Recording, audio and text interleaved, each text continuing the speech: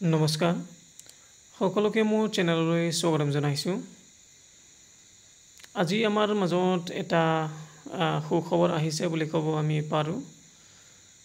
কাৰণ আমাৰ জিটি যিবিলাকে অলৰেডি পৰীক্ষা বা এক্সামিনেশ্যন এটেণ্ড কৰিছিলে, এপিয়াৰ কৰিছিলে, তেওঁলোকে ৰিজাল্ট কেতিয়া দিব বুলি সেই কথাটো ভাবি আহিছিলে।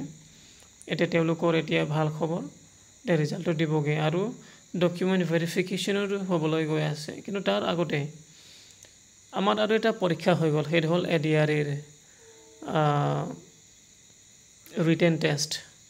সেইটো অলৰেডি গুচি গ'ল, তাৰপাছত ৰিজাল্টো আহিলে। কিন্তু ভাইবা বা তেওঁলোকৰ যিটো স্কিল টেষ্ট, এই স্কিল টেষ্টটো কেতিয়া হ'ব? প্ৰথমতে গ্ৰেড 3টো কৈ লওঁ। গ্ৰেড 3 যিটো স্কিল টেষ্ট সেইটো জুন মাহৰ 15 তাৰিখত হ'ব। আৰু গ্ৰেড 4ৰ যিটো ভাইবা, এই ভাইবাটো 15 তাৰিখত হ'ব। মানে তাৰ পিছত হৈ যাব আৰু গোটেইটো মানে লাহেকৈ। আৰু সেইটো স্কিল টেষ্টবোৰ আৰু ভাইবাবোৰ হোৱাৰ পিছত আপোনালোকৰ যিটো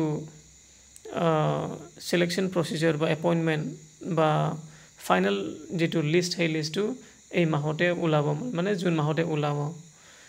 গতিকে অল দ্য বেষ্ট যিবিলাকে স্কিল টেষ্ট দিবলৈ গৈ আছে আৰু লগতে যিবিলাকে ভাইবাত এপিয়াৰ হ'বলৈ গৈ আছে, আপোনালোকৰ মংগলৰ শুভকামনা কৰিলোঁ। তাৰপিছত আহোঁ GT লৈ। তেওঁলোকে ভাবি আছিলে যে কেতিয়া GTৰ যিটো পৰীক্ষাৰ যিটো ৰিজাল্ট, এই ৰিজাল্ট কেতিয়া দিব বুলি। এতিয়া আশাটো যেনেকৈ আপোনালোকে কৰিছিলে ঠিক তেনেকৈ হৈ আহিছে। মানে কথাটো হ'ল যে অহা 5 জুন তাৰিখে ৰিজাল্টটো উলিয়াই দিয়া হ'ব, আউট কৰি দিয়া হ'ব। গতিকে এই ৰিজাল্টটো সেইদিনাখন দিব, সেই তাৰিখত জুন 5 তাৰিখে। আৰু তাৰপিছত আপোনালোকৰ যিটো ডকুমেণ্ট ভেৰিফিকেশ্যন, এই ভেৰিফিকেশ্যনটো হ'ব। গতিকে এই ডকুমেণ্ট ভেৰিফিকেশ্যন হোৱাৰ পিছতে আপোনালোকৰ এপইণ্টমেণ্ট লেটাৰ দিয়াৰ প্ৰচিজাৰটো আৰম্ভ কৰা হ'ব। গতিকে আপোনালোকৰ বেছি দিন নাই আৰু ক'বলৈ গ'লে। আপোনালোকৰ এতিয়া ভাল দিন আহি গৈছে, যেনেকৈ আপোনালোকে ৰখি আছিলে। আপোনালোকে গম পায়, আমি সকলোৱে গম পাওঁ যে কষ্টৰ ফল মিঠা বুলি।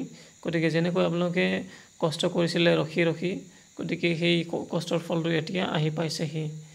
গতিকে ধন্যবাদ। আৰু যিবিলাকে মোৰ চেনেলত নতুনকৈ আহিছে, আপোনালোকক জনাওঁ অনুগ্ৰহ কৰি চেনেলটো ছাবস্ক্ৰাইব কৰিব, যাতে আগন্তুক দিনত এনেকুৱা নতুন ভিডিঅ' আপোনালোকৰ বাবে আনি থাকিব পাৰোঁ। ধন্যবাদ।